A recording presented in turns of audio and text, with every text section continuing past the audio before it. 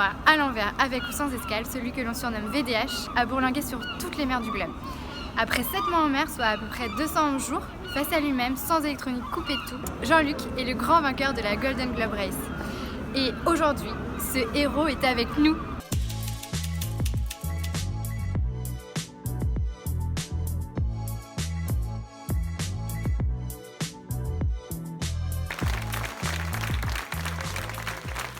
Vous n'êtes pas beaucoup entraîné en solitaire depuis 2005 et on se demandait si la Golden Globe Race c'était justement la course qui vous lançait un défi et qui vous appelait, que vous attendiez en fait. Ah mais c'est sûr que quand j'ai appris que cette course allait exister en 2015, je me suis dit c'est extraordinaire, quoi. C'est une idée, j'ai trouvé que c'était une idée fantastique. J'ai même été un peu vexé de ne pas l'avoir eu moi-même. Et donc j'ai hésité pendant un petit moment en me disant je suis un peu vieux peut-être, mais je vais quand même essayer, quoi. Vous avez fait déjà 5 tours du monde à votre actif et on voulait savoir pourquoi vouloir participer à cette course qui est réputée difficile, sachant que vous saviez ce qui vous attendait comme vous aviez suivi la course de près en 68 pour la première édition où il y a eu un seul concurrent sur les 9 qui a fini en fait la course. Il y a 50 ans, c'était différent parce qu'il y a 50 ans, personne n'avait jamais fait ça. Là, on savait que c'était possible. Il y en avait un qui l'avait fait. Et puis, pourquoi ? Parce que c'était la légende. Moi, c'est une légende qui m'a fait rêver il y a 50 ans. C'est extraordinaire de refaire une course comme on en a rêvé il y a 50 ans, quoi. Il n'y a pas d'autre exemple de ça dans la marine et dans la voile, quoi. Il n'y a pas d'équivalent, quoi. C'était vraiment votre rêve et vous étiez vraiment déterminé à faire cette course-ci Quand j'ai appris que cette course existait, oui, j'ai été déterminé à faire cette course. Sans aucune hésitation. Sans hésiter, je n'ai pas hésité très longtemps. Mon âge m'a fait hésiter un peu, mais comme je me suis dit que j'étais pas totalement pourri, je me suis dit je vais essayer, quoi. Et justement, après autant de tours du monde, est-ce qu'on finit pas par connaître par cœur les mers du globe Ah non, on apprend toujours. Vous êtes toujours... non seulement on apprend toujours, en plus, j'y avais jamais été à cette époque-là. C'est-à-dire que tous les tours du monde, que ce soit mon tour du monde à l'envers, ou le Vendée Globe ou le BOC, on partait pour être à la bonne période dans les mers du Sud, dans les 40e, les 50e, tout ça, passer le Cap Horn à la bonne période, c'est-à-dire au mois de janvier, etc.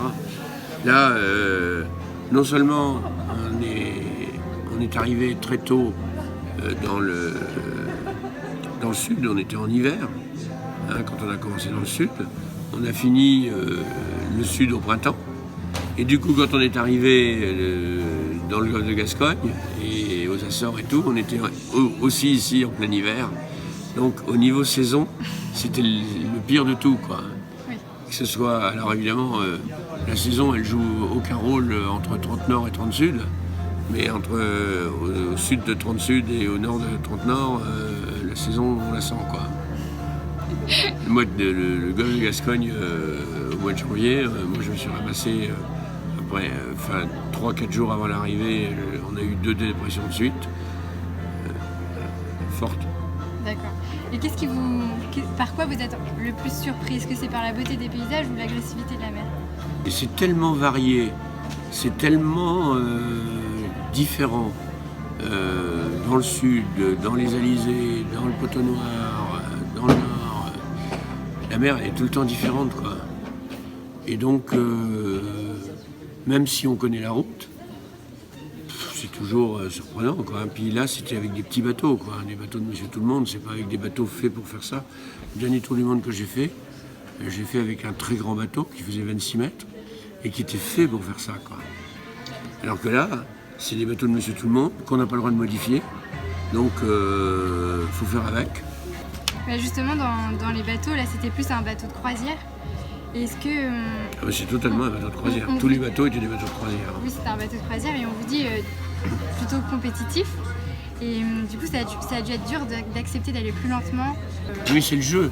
Mais en même temps, tout le monde va lentement. Tout le monde va à peu près à la même vitesse. C'est des bateaux qui ont à peu près tous la même lenteur, on va dire. Hein.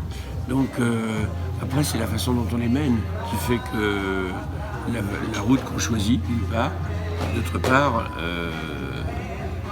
la façon dont on pousse le bateau sans le casser, quoi. parce que c'est des bateaux en plus qu'on ne peut pas vraiment pousser. C'est des bateaux qui ne planent pas, c'est des bateaux qui ne partent pas au surf. Voilà.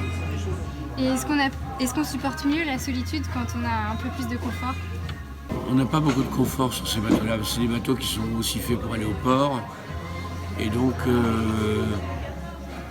la conception du bateau, elle est faite pour faire de la croisière, pas de la course, quoi. Donc, j'avais pas plus de confort que dans mes 60 pieds, moi, D'accord. personnellement. Oui, justement, passer 7 mois dans un 15 mètres carrés à peu près, avec un bruit étourdissant et en mouvement perpétuel. Bruit, non, parce que ça fait moins de bruit qu'un 60 pieds. Hein. D'accord, mais quand même, c'est pas des conditions très Ah ben ça confortables. bouge et ça remue. Voilà. Et qu'est-ce qui vous pousse justement à continuer les courses et à retourner à chaque fois? D'abord, là, c'est la dernière, donc j'y retournerai pas. Ah, vous avez plus de projet de course du tout? J'ai eu mon âge, non? Et alors, vous avez bien gagné là cette Oui, dernière mais course? j'ai l'âge de votre grand-père. Non, c'est le dernier tour du monde en solitaire en course. D'accord. Je dis pas que je ne ferai pas un tour du monde en croisière, par exemple. Avec l'Obsèque. Voilà. Mais en course, oui, c'est sûr qu'à moins que quelqu'un invente une course qui me fasse encore rêver, mais je vois pas Ce ce serait qui quoi pourrait. justement la course que Je vous ne sais ferez pas ce qui pourrait. Si je le savais, je la créerais. Et comment avez-vous vécu votre retour à terre, justement, le contraste entre 7 mois de solitude et une extrême sollicitation à votre retour?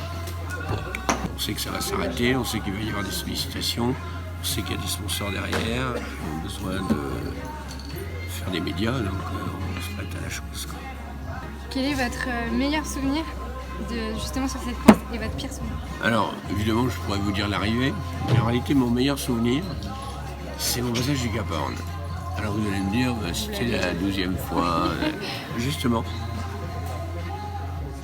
la dernière fois que je l'ai passé, c'était en croisière. Je m'y étais arrêté.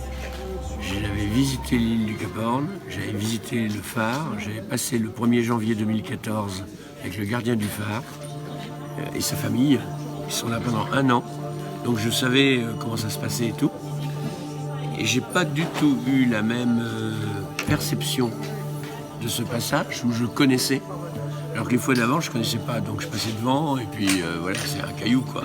Ah oui, Cette fois-ci c'était plus un caillou, je savais ce que c'était, j'avais été voir la vous avez tous les statue, tout ça. souvenirs. Qu'est-ce que vous aimeriez le plus retrouver après 7 mois en mer?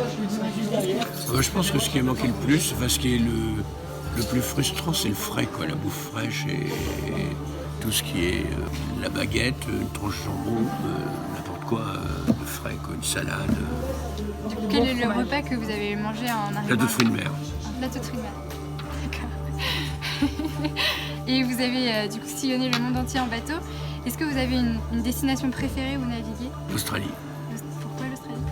Parce que je trouve que c'est un pays où les gens vivent bien. Il y a plein de baies, il y a plein d'endroits intéressants. Et j'ai bien aimé leur façon de vivre. Je pense que l'Australie et la Nouvelle-Zélande, c'est 2 pays qui m'attirent. Voilà. Il fait pas trop chaud, pas trop froid. Les pays ils sont situés dans les bonnes latitudes. D'accord. Merci beaucoup en tout cas. C'est un d'avoir plaisir. accordé cette petite